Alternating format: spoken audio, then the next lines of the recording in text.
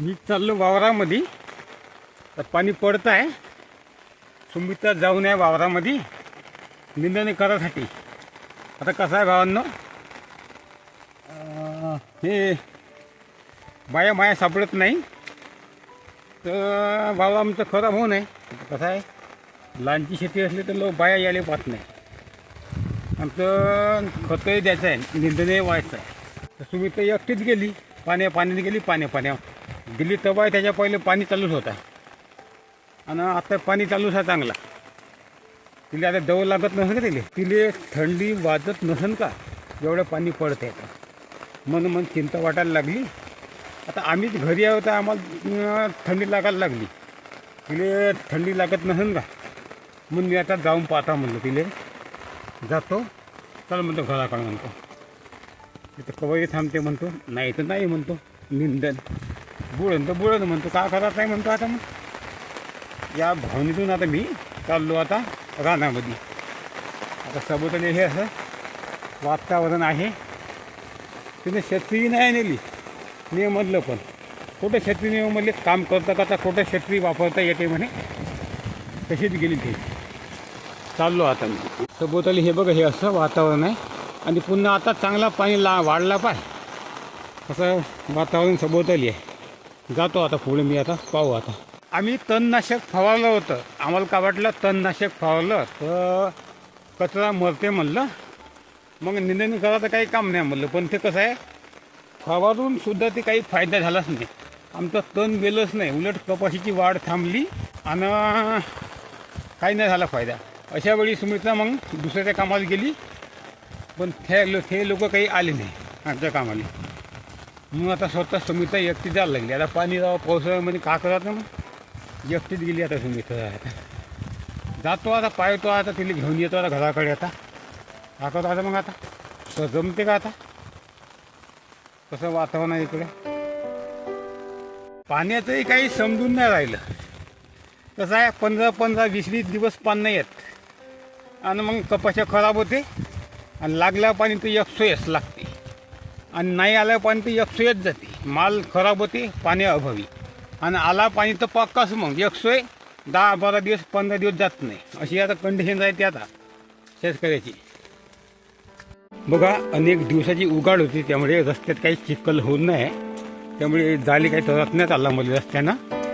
हे बघा, हा पांढरा रस्ता, जास्त काही चिखल नाही होऊन.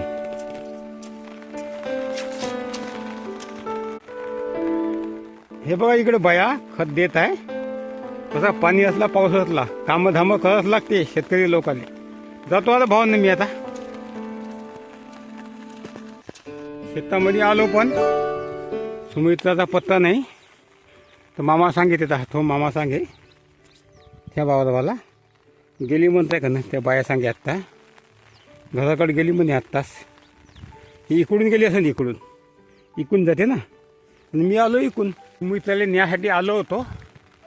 पण आता गेली म्हणते घराकडे. आता तर काय थांबायचं म्हणलं, थोडीशी आता कपाशी चेक करतो कशी आहे. तर मग मी जातो घराकडे.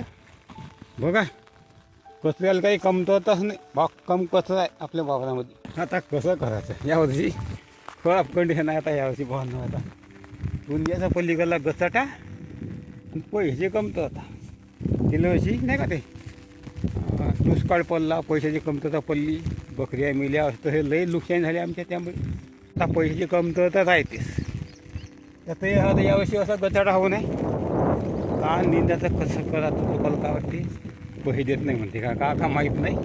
तसं काहीच नाही. हे गरीब लोकांच्या यारीच पाहत नाही बाया, येतच नाही अजिबात. का वाटते का त्याला माहीत नाही, येतच नाही अजिबात. आमची शेती थोडीशीच आहे ना, 1.5 एकर. ज्याची जास्त शेती आहे त्याच्याकडे लोक धावते, म्हणजे त्याची मजुरी जास्त दिवस भेटते म्हणते आम्हाला. मग गरीब मेला तरी चालते. थोडंसं आपलं गरीबाचं आहे, थोडंसं 2 दिवस गेलं, 2-3 बाया तरी होऊन जाते आपलं.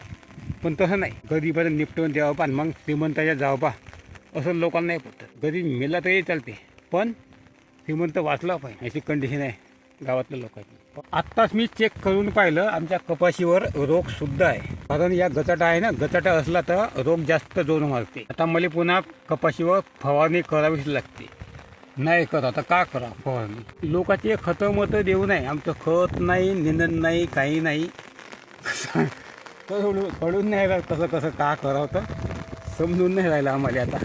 आता फवारणीले पैसा लावाव का डवरणीले पैसा लावा का खुरपणीले पैसा लावा.